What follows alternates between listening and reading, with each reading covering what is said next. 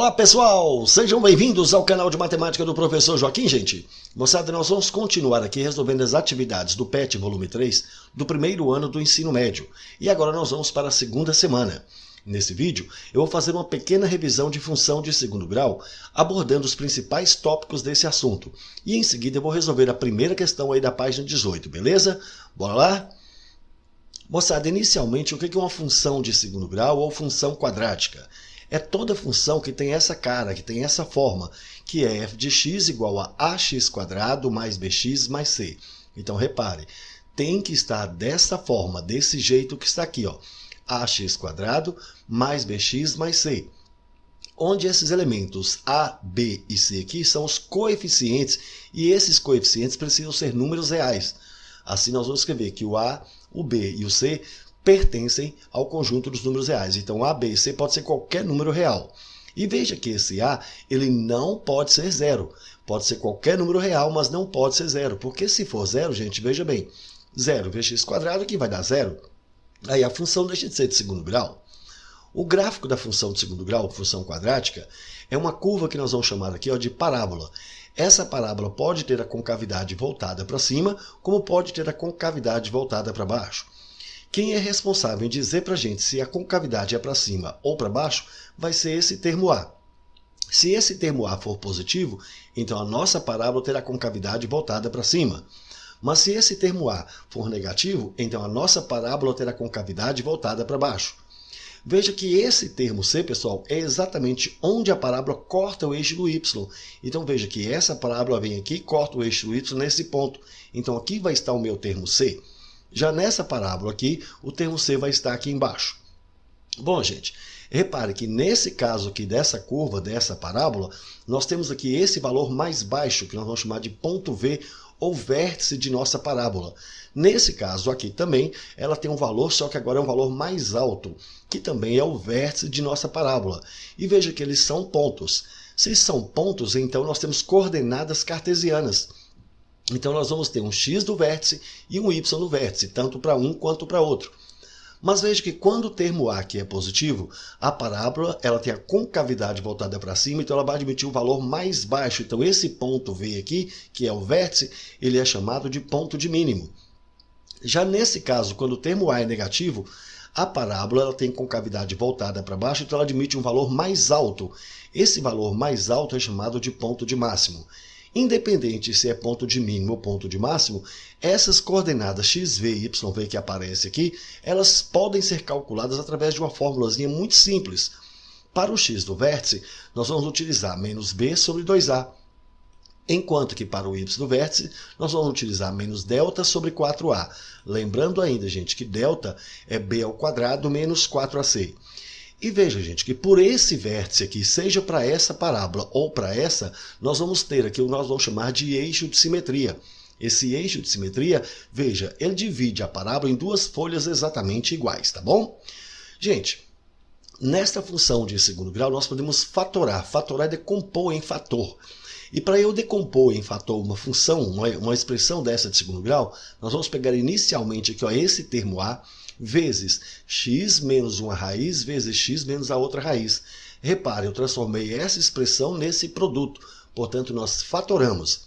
Bom, x1 e x2 são as raízes, e nós vimos lá nos vídeos da primeira semana que as raízes de uma equação de segundo grau podem ser determinadas da seguinte forma. Eu vou igualar isso aqui a zero para determinar as raízes, então isso aqui agora virou uma equação de segundo grau.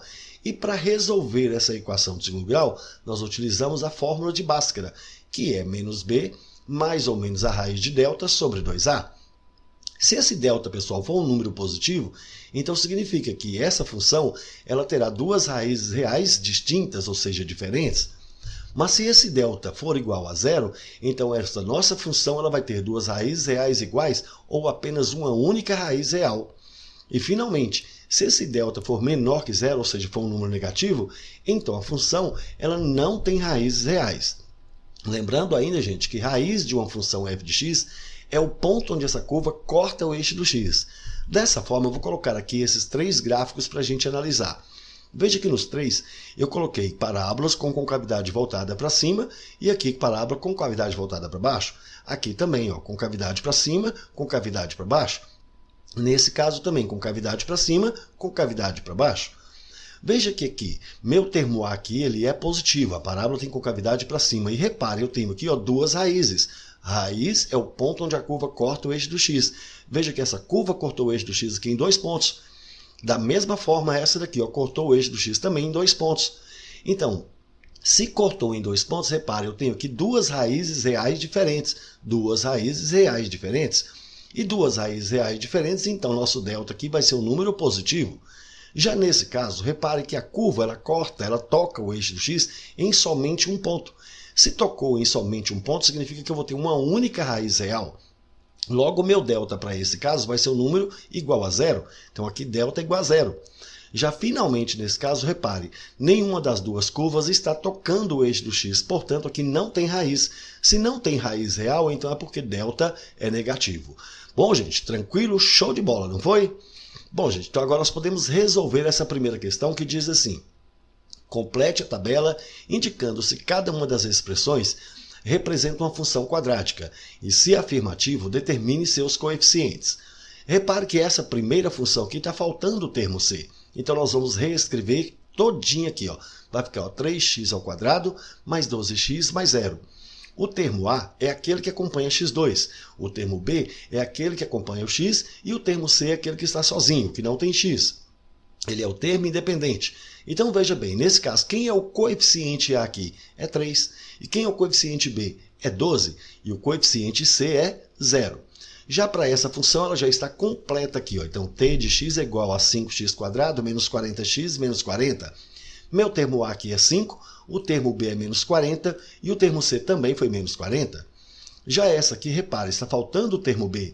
E veja que eu ainda posso melhorar essa forma de escrever aqui, ó. Menos x2 sobre 4 é o mesmo que escrever menos 1/4 de x2 mais 0x, né, já que não tem o termo B, mais 400. Portanto, nesse caso, quem é meu termo A? Quem acompanha x2 aqui é menos 1/4. E quem é o termo B? Quem acompanha x aqui é 0. E o termo C, que está sozinho, nesse caso, é 400. Essa daqui ela não está organizada em ordem decrescente de grau. Então vamos organizar. Então vai ficar o menos 5t² mais 20t. E reparem, não tem o termo C, então nós colocamos aqui 0. Então quem é o termo A nesse caso? Menos 5. O termo B é 20 e o termo C aqui é 0. Já essa aqui faltam os termos, né? Faltam os termos A, faltam os termos B e C. Portanto, minha função aqui pode ser reescrita como 5x² mais 0x mais 0. Então, meu termo A aqui é 5, o termo B é 0 e o termo C também é 0. Já essa aqui, ela não está pronta. Então, nós vamos primeiro multiplicar isso aqui, ó. Então, vamos lá. Meu Q de x vai ser x vezes x², x vezes menos 9x, mais 1 vezes x mais x, e mais 1 vezes menos 9, menos 9. Portanto, isso aqui vai ficar x² menos 9x mais x menos 8x e ainda menos 9. Então, nessa função aqui, quem é meu termo A? É o que acompanha x2. E quem é que acompanha x2 aqui? É 1, porque é 1x2. E o termo B é menos 8. E, finalmente, o termo C, que é menos 9. E nessa última, repare que está faltando o termo B. Portanto, reescrevendo, ela vai ficar g de x igual a x² mais 0x menos 2. Meu termo A aqui é 1, o termo B é 0 e o termo C é menos 2. Repare, ele está querendo saber se essa função aqui, todas essas funções, se elas são quadráticas ou não. Todas elas são quadráticas. Tranquilo, né, gente? Muito fácil, show de bola, né? É isso aí, pessoal. Gostaram? Então deixe um like, compartilhe e comente, porque dessa forma poderemos continuar ajudando muitas outras pessoas que gostam e que também precisam estudar matemática, beleza? Valeu, gente, um abraço e até o próximo vídeo. Tchau, pessoal!